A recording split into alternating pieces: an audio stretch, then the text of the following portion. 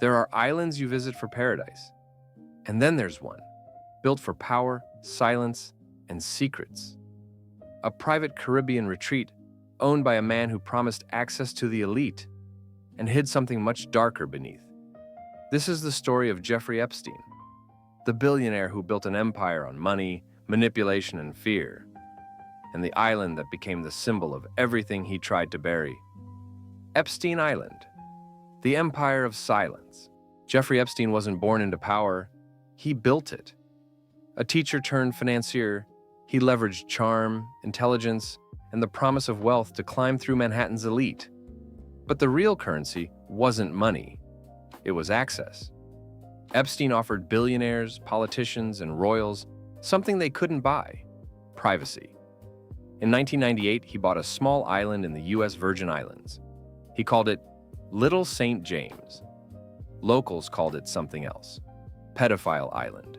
From the outside, it looked like paradise. White beaches, turquoise waters, palm-lined villas. But inside, everything was designed for control.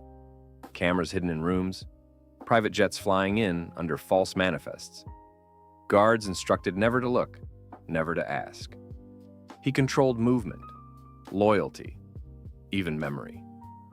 Every guest who entered his world became part of a system, one he ruled through blackmail and fear. Epstein's guest list reads like a modern pantheon: CEOs, scientists, politicians, and royalty. Names that never wanted to appear in the same sentence with his. But the evidence, flight logs, phone records, testimonies, painted a disturbing network of influence. His partner, Ghislaine Maxwell, was the gatekeeper, the one who recruited, organized, and silenced. Together, they built an empire where favors were currency and victims were expendable. July 6, 2019. Epstein is arrested at Teterboro Airport. His empire collapses overnight. 2 weeks later, the world wakes up to headlines: Jeffrey Epstein found dead in prison. Theories multiply. Cameras failed, guards slept.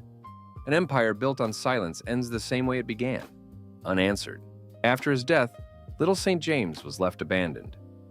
The blue and gold temple on the hill, once rumored to be his private chamber, stands like a tomb to corruption. To this day, the island remains unsold. The locals avoid its shores, and the world still asks, how deep did it go? How many names, how many secrets, how many lies still sleep under the Caribbean sun? Epstein is gone, but his empire of silence lives on, in the networks, the money, and the system that allowed it to exist. The truth about power isn't in who gets caught, it's in who never will.